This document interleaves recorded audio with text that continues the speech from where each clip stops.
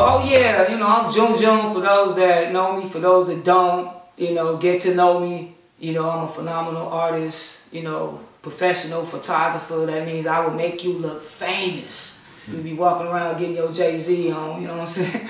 So, hit me up, explore me, check out my work, whatnot. I'm gonna start, selling paintings of my work, photos. So, y'all get to know me, you know what I'm saying? I'm basically a simple guy. I just like to have fun. I like to enjoy life, and I just do that through the arts, I've been hosting shows since 2010. I didn't hosted shows everywhere from New York to Atlanta to Miami. I got the opportunity to meet a lot of creative people, and I've hosted from photo shoots to fashion shows to comedy shows to poetry shows, you name it, and it's just a release, you know what I'm saying? It gives me an opportunity to release whatever bundle up energy that I have within myself. I'm able to release it, So, big ups to all the creative minds out there, keep being creative, keep creating energy, keep creating art, And I mean, the crazy thing about it is, I met a sister.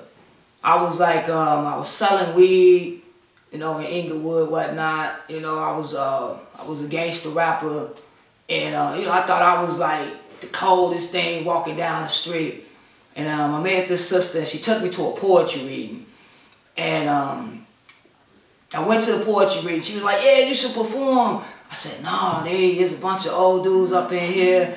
They got their dashikis on, and I don't think it's that type of vibe." She's like, no. So, I decided I was on, spit anyway. And the rap that I spit was body snatches. It was ignorant, which I thought it was dope because I was only messing with ignorant people until, she took me to this poetry reading, and they pretty much wasn't feeling it at all, you know what I'm saying? It was a bad choice that I made to perform, but I'm glad I performed, because what it did was it made me come back, and I ended up stuck, and I'm glad that I got stuck, because what the poetry scene did is made me start doing community service.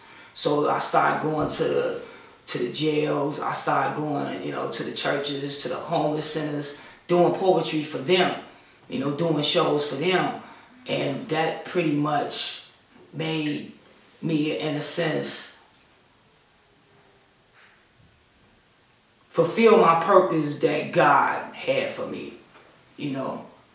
God wanted to turn this little ghetto boy into something great. And that's what I'm becoming.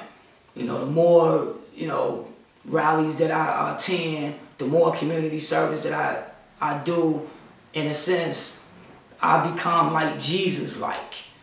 So to all those that want to be like Jesus, you got to start within yourself, within your community, and build nothing but positive bridges.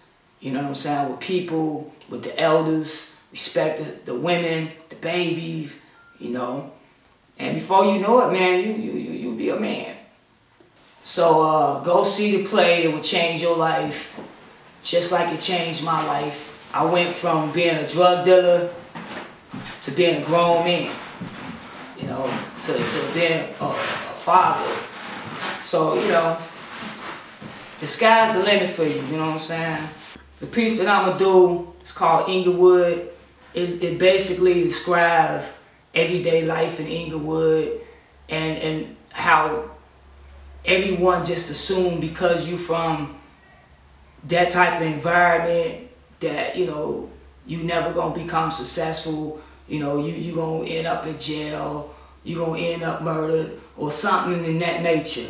But, I'm here to tell you that, good things happen to people in the hood. Derrick Rose, use him as the example. Dwayne Wade, use him as the example, and all the other greats that happened to turn a a rag to riches story, you know what I'm saying, into a success story. So big ups to everybody that made it out, everybody that's trying to make it out, you know. Just keep God in your life and just keep your eye on the prize, and whatever you dream, your dream's gonna become your reality.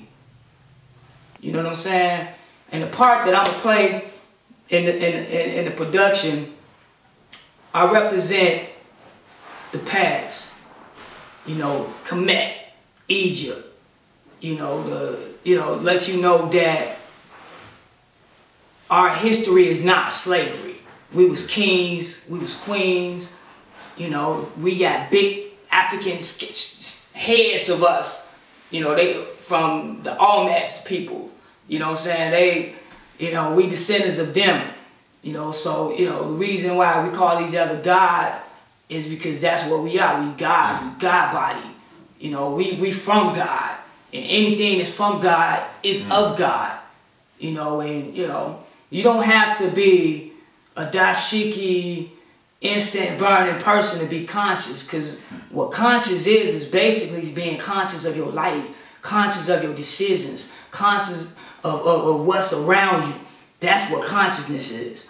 You know what I'm saying? Just being open and aware of everything, able to receive knowledge, because the more knowledgeable you are, and that's the only thing that nobody could take from you. They can lock you up, they can cut your arms off your legs, but they can never take your knowledge from you. You know what I'm saying? So knowledge is infinite, you know, and that's what I represent in the play. You know, so, you know, y'all have to come out to see this, because I'm going to take y'all and really give y'all a history lesson. You're going to leave there full. This is like, if you're a vegan, this is a vegan feast. If you're a meat eater, this is steak, mashed potatoes, greens on the side, sweet potatoes. This is the whole 9. So y'all make sure y'all come out to this production, because this production is going to be serious. It's going to be a total enlightenment. You are going to be left enlightened. That sounded deep, didn't it?